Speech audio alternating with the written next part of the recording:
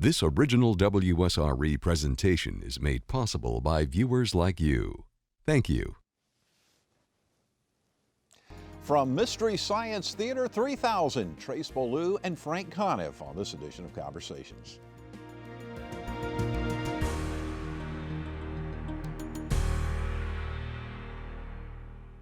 From doing stand-up in the comedy clubs of Minneapolis to becoming stars of a cult classic television show, Trace Beaulieu and Frank Conniff entertain audiences with their quick wit and astute observations.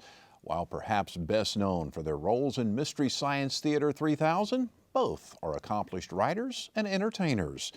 Trace Beaulieu's writing and acting credits include America's Funniest Videos, Freaks and Geeks, The West Wing, Arrested Development, and Other Space, an original comedy series on Yahoo. Frank Conniff's talents as either a writer, producer, or actor have been showcased in such shows as Sabrina the Teenage Witch and The Drew Carey Show. In addition, he is part of Sirius XM Satellite Radio's show Tell Me Everything, as well as producing his own podcast, Podhouse 90. Here is a look at some of their work from Mystery Science Theater 3000. Joel, grades aren't important. It's the SATs that count. Well, now the good doctor and I would like to make a prediction about the next big trend in entertainment. Move over comedy clubs, move over trendy discussion salons, move over karaoke bars. Here comes ventriloquism, big, broad, sassy, and brassy. And now, Deep 13, in association with George Slaughter Productions, would like to present the ventriloquistic stylings of Dr. Clayton Forrester and his lovable sidekick, Resussa Annie. Hello, this is Resussa Annie. We've secured over 2,000 of these previously owned CPR demonstration dolls and retrofitted them with ventriloquist animations in anticipation of the ventriloquist boom of the 90s. And without further ado, it's time to sit back and laugh and learn with Resussa Annie. Well, say hello to the nice folks, Resussa. Hello, nice folks. Resussa, I implore you to be kind and courteous to these well-meaning and clean people here today. I want to go find some chicks. But Resussa, you is a chick. I said, Resussa, you is a chick. Frank, something's wrong. This looks like the big one. I'll revive Resussa and tell Joel about the movie. You dial 911 while drinking water. Your film today, Joel, is a little film which stars no one. It features a giant lame lobster and,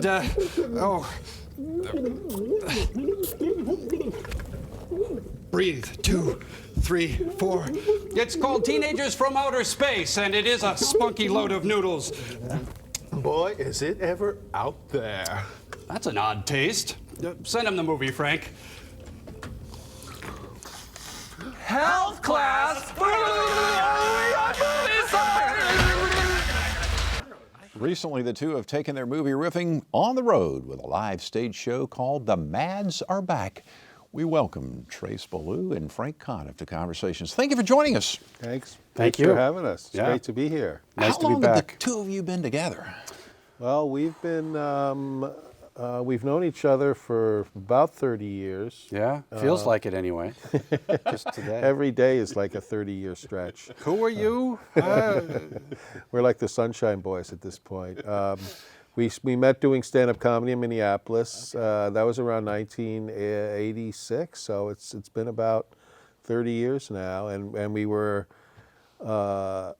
teamed up on Mystery Science Theater, and we always have had a really good rapport as comedians. So we're still working together. We have an even better rapport eating food. Yes, We love to eat. like to go out and eat. Everything we do is just so we can go out and eat afterwards. Yeah, so. it's not a comedy tour, it's a food tour. Yes. Just an excuse to pay the restaurant bill, right? Yes, That's what the comedy's all about, right?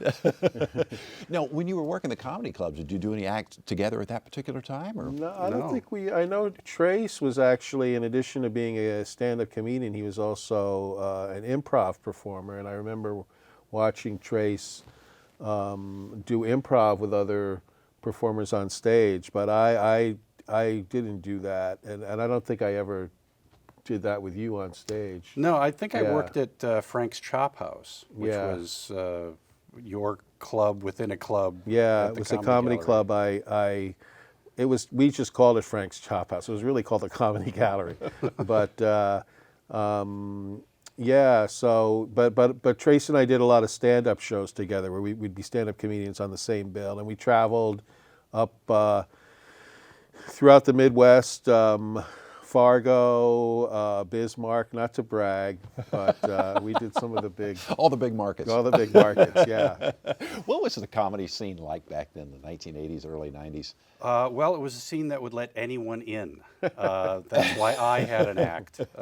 If there was a Holiday Inn or a Ramada that they could turn the heat lamp from the steam table up and focus it at a comedian, anybody could do an act back then. They had stand-up comedy everywhere. It was the 80s were considered the year of the stand-up comedy boom. Right. Comedy clubs opened every day on every block. Comedy clubs opened inside of comedy clubs, you know.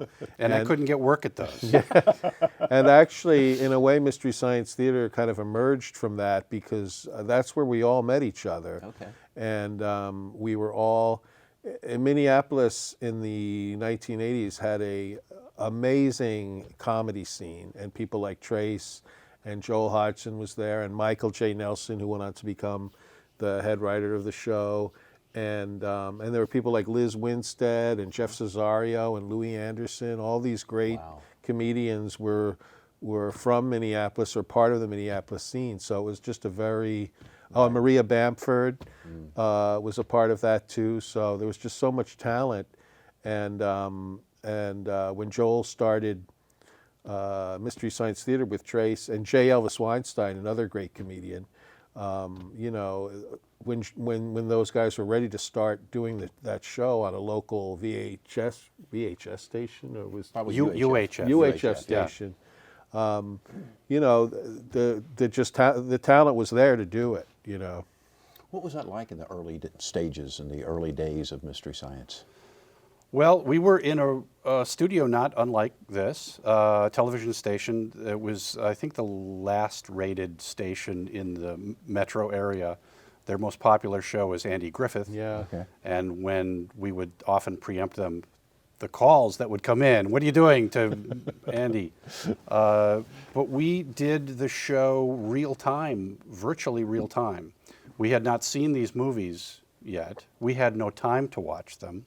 So we would sit at the edge of the studio, far enough away from the camera so we could get the perspective of the seats correct. Right. So we were literally up against the wall of the studio with a monitor. And since we hadn't seen these films before, we had to react to them in real time. And initially we were just going to talk about them. But being comedians, once we got into that situation, we just felt the dead air, and we had to start quipping, which later became riffing. Riffing, Right. yeah. But we started cracking wise just to entertain ourselves in this little room. So it was all improv in the early days. When those guys started it was. Yeah, By the time I came along, which was a couple years later, they had done it for a year on the local station, and then it moved to the Comedy Channel in 1989, and then the Comedy Channel became Comedy Central, and that was the second season of it on national television. That's when I came along, and by the time I came along, the show was very tightly scripted. You know, there was some ad-libbing and stuff, but you know, we'd spend 9 days on each show, and really very carefully, very meticulously preparing all of the jokes and all of the sketches. The way it was written was still very spontaneous and very off the top of our heads kind of style, and we were able to carry that into the performance and make it sound. We get this comment a lot that it was like, oh, it sounded like you guys were making it up. Right. Yeah. And it's the way that we heard each other saying the jokes, instead of just reading them off the page. We could get, like, I knew exactly how Frank meant a joke to be read. And Right. so we could carry that into the studio. So people all the time, they're surprised when they hear that the show was scripted, and that's the effect we wanted it to have, you know. What was the process like? So you would all the cast would gather around and write together, or Yeah, we'd sit in a room and watch the movie and just hurl comments out. One person would record all of that. Okay. And hopefully by the end of the day, we had just a mass of jokes. Yeah, we would later on, some of us would go and edit this, you know, we'd have this massive script of all these jokes, and we'd edit it, and I'd assign a line to Crow T. Robot, assign to Tom Servo or Joel or Mike, and for each moment in the movie, sometimes there were like 5, 6, 7 jokes to choose from, and so we just choose the best one. And then maybe sometimes when we were rehearsing the show, someone would come up with an even better joke for that line. So it was the process of writing the show was constant up until when we filmed it, and then we'd even add some lines in post and stuff. Sometimes you'll see Crow's mouth moving and he's not saying anything.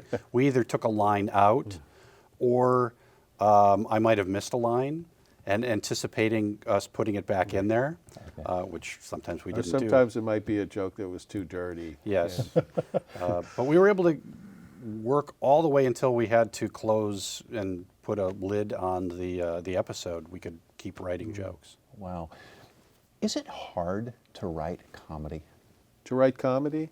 I think it's hard to write, period. I think for me, I like to think I have a predisposition to writing comedy. It feels like that's what comes naturally to me. So it is hard, but I don't know. I think if you have a talent for comedy, then it's just hard to be a writer, just like it is for a writer who isn't a comedy writer, but who's writing a journalistic piece or who's writing, you know, serious fiction. I think writing has its challenges all around, whatever you're kind of writing. You know, it's this, and I know, having worked in sitcoms too, the jokes are kind of the easy part. The hard part is the story and the characters, and you know, making sure everything makes sense. Yeah, there aren't a lot of good storytellers out there. Yeah, so I think from my experience in Hollywood, yeah, it was the people who were the good storytellers were the ones who were really, you know, really valued. Yeah, absolutely. What about for you? Is it? Well, having a movie to react to is a great asset, because I think I'm naturally a counterpuncher. Okay. And it's like having a partner. Even though we're writing alone, Frank's in Manhattan and I'm in Minnesota, so we'll write a complete draft of the jokes for the movies we're doing in our live show, and then get together and you know, work our way through so we're not stepping on each other. But I like that process because I don't like writing alone. Okay. That's the hardest thing in the world. Right. So I like writing in a group, and having the film to write to is sort of like having a partner in the room, if that makes any sense. The people who make the movie, even the bad movies, and they're all pretty bad, but they kind of did the hard part. They came up with the story, you know. They made a movie. Yeah, they went out and made a movie, and then what we're doing is kind of, you know, then we're just like writing jokes on top of it. So we kind of look at it as we're collaborating with the people who made the movie and us. We're collaborating to put out a different product that hopefully is very entertaining. What do the filmmakers who you riff on their movies, what do they say about it? Most everyone we've encountered, either actors or directors or screenwriters of these movies, have been very supportive. I mean, they know they weren't making Citizen Kane. Right. And everyone, Yeah. you know, it's a job. This is my movie. Yeah, they all have a sense of humor about it. Kim Cattrall was in one of our movies, and Trace is friends with her now, you know, and Robbie Benson, I worked with him. Joel and I both worked with him on Sabrina the Teenage Witch. He was in one of our movies. He thought it was hilarious. Beverly Garland, who I grew up being in love with, watching her on My Three Sons, and she was in a few of our movies. She came to one of our conventions, and it was just a delight to meet her. She was so sweet, and she totally had a great sense of humor about it. How far along were you doing the television show when you realized, hey, we're kind of onto something here? Boy, it was well into maybe second or third season when we started getting national press and getting recognized for what we were doing. But it never really felt real until we started doing these live shows, and we started doing them with Cinematic Titanic about 7 or 8 years ago. To get the feedback immediately from the audience and to have people come up and say, hey, I've been watching this since I'm a kid, I got my parents into it, or parents would say, hey, here's my daughter, she loves your show. That is the biggest reward, aside from getting paid. And eating. And eating. Well, you need to get paid to eat, so it's all kind of tight. Because we were doing it in isolation. We were in Minnesota, in a suburb, Eden Prairie, Minnesota. Yeah. We were left alone by the channel. Nobody wanted to come to Minnesota in the winter. And so we were given such incredible freedom, unusual freedom for a show that we all, once we went into quote unquote real television shows out in Los Angeles, we missed. That was the best part of it, was the freedom that Comedy Central gave us. And since it was my first show that I ever worked on, I didn't even really appreciate what a great thing that was. And when I look back on it, I had no right to complain about anything, because creative freedom in television or in movies or anything is kind of something everybody wants. You know, everybody strives for that. Everyone dreams of having that, and we had it. You know. Well, when you do the live shows you were talking about, you get the feedback from the audience. So as a performer, do you enjoy that live audience? I mean, just if someone said to you, okay, you can go do the show in a television studio or go do it live, which do you prefer? Do you get up live. for the live show? Definitely. I mean, we did it only in a studio for most of our time, for the whole 5 years I was there, for the whole 10 years or so that Trace was there. It was all in a studio. We did 2 live shows, which we loved, but for whatever reason it wasn't looked at as an option. So when a few years ago, Trace and myself and J. Elvis Weinstein and Mary Jo Pehl and Joel Hodgson got together and we did Cinematic Titanic, which was basically a live Mystery Science Theater. Doing it in front of live audiences was the best experience yet of doing Mystery Science Theater. It was better, at least for us, it was better than doing Mystery Science Theater, because there was the feedback of the audience laughing. You know immediately that your joke is working. There's no speculation as, oh, that could be funny. Yeah, it's not a philosophical argument about whether a joke is funny or not.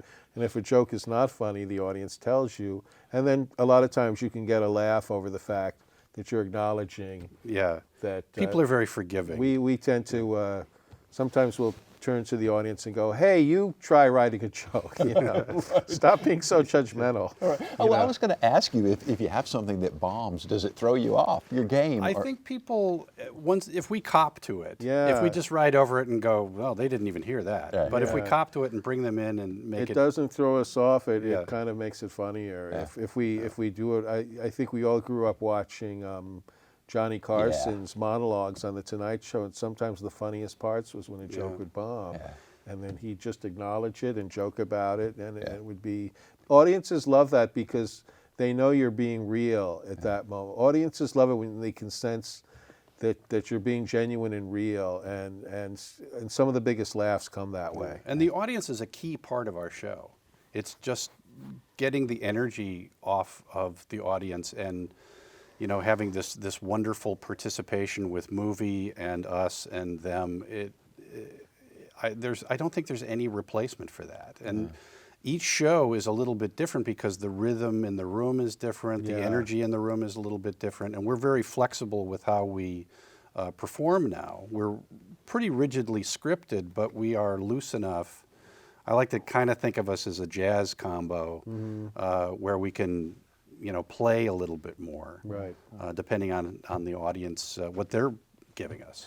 Which brings me to the question: do you shift your style a little bit as you move to different parts of the country or even outside of the U.S.? No, I don't know if it's other parts of the country, but it is different audiences will give you a different sense of rhythm, and you know. Sometimes jokes just somehow have a regionality to them. Yeah. Where you'll play something in Chicago and go, wow, that really worked. You try it again and you go, why? And sometimes we'll do topical jokes, which will be based on something that's in the news that week, and they're great because they'll get a gigantic laugh, but the only problem is next week that joke doesn't work anymore. You know? Which won't keep us from doing the joke. we find out the hard way that. But that's the thing too, is we incorporate whatever happens to be going on in the world. If people tend to be thinking about a particular news story, if we incorporate it in for a joke, it can work very well. Are you having fun with the political season? Yeah, we don't do a lot of politics in the live shows that we do. Me as a comedian, I've been having a lot of fun with it, and it's almost redundant to do comedy about the current political scene. They're all providing all the comedy themselves, you know. Because you continue to do stand-up. Yeah. And what's the hardest part about doing stand-up? To me, just as an onlooker, that seems to me like one of the most difficult things to do in entertainment, because you're just out there to live or die. Is that right? I don't know. I don't think of it as being hard, but the thing about it is, in order for me to do it, I had to overcome my fear of doing it, you know, and it took me a while, but eventually I'm not as nervous anymore when I go on. My first couple of years, I was just terrified every time I went on stage, and I think that's the part of it that people that seems so frightening to people is, like you said, just getting up by yourself and doing jokes. I read somewhere that the biggest fear of a lot of people is public speaking. Right. And I've done many shows that were supposed to be comedy shows, but turned into just public speaking. People were just looking without any comprehension. So, but it's kind of like a life lesson. I wish I applied it more to other parts of my life, where by overcoming that fear, I was able to get so much back from it, and so much enjoyment in my life. But first I had to overcome that fear, and I think there probably might be other areas of my life where I haven't, you know, quite overcome a lot of fears and stuff. Not to dwell on the stand-up, but both of you answered this because you did stand-up too. Are you always writing? Are you always writing stand-up, or is it structured? Do you sit down and say, okay, I'm going to write some jokes from 3 to 5? Or I think it's both for It's me. both, yeah. You know, I take the time to sit down and write jokes or try to write them. It's kind of hard to write. To just sit down and write jokes is kind of hard, but That's a great thing about having the movie to react to. yeah. And I'll get to a point where I just can't watch the movie anymore. I don't have any more to give it, and I'll wander away or take a shower, and I'll go, oh yeah, I'm always working on the film and thinking of other jokes.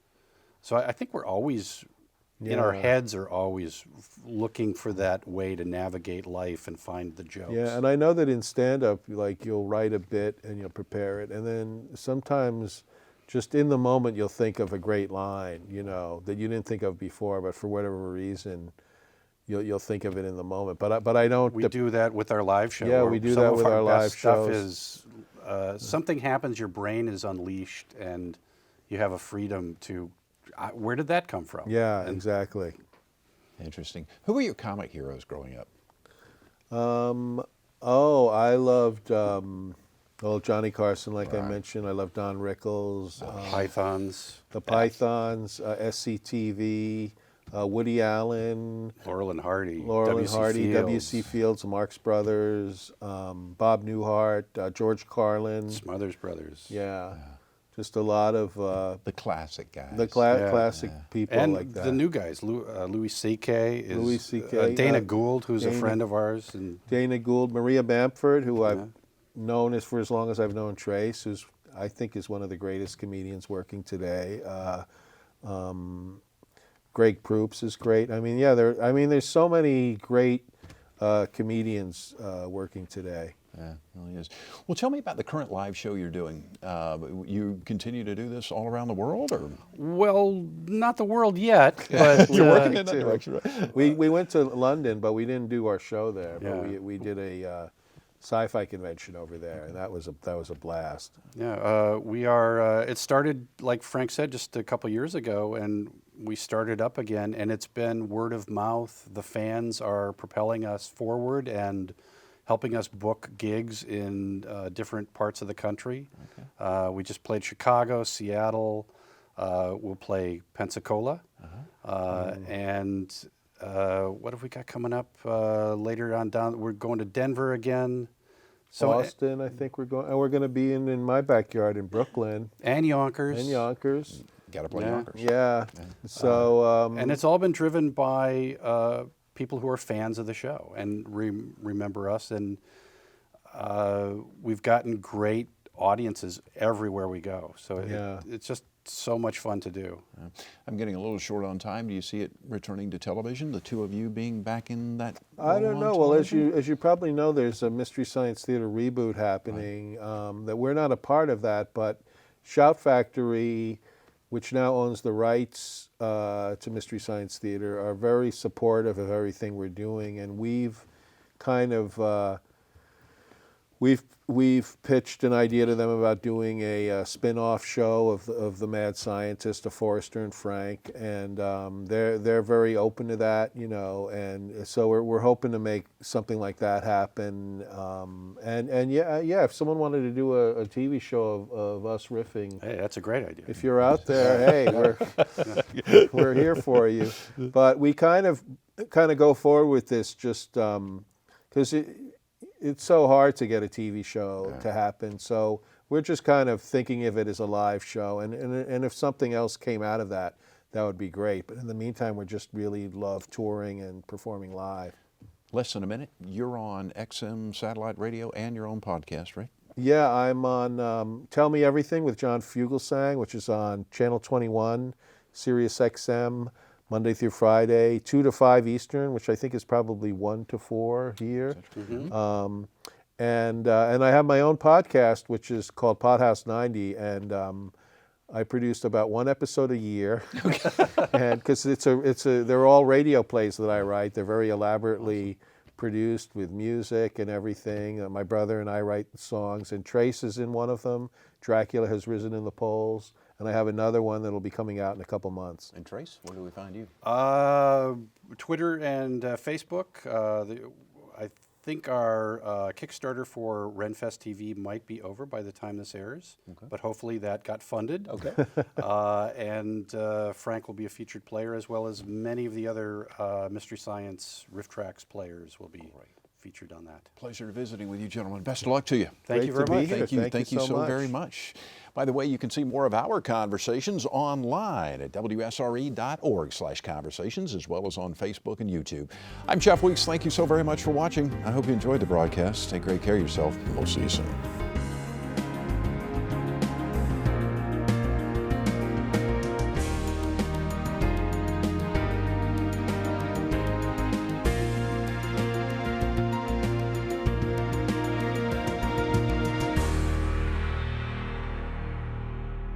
Support for this program is provided in part by these corporate sponsors.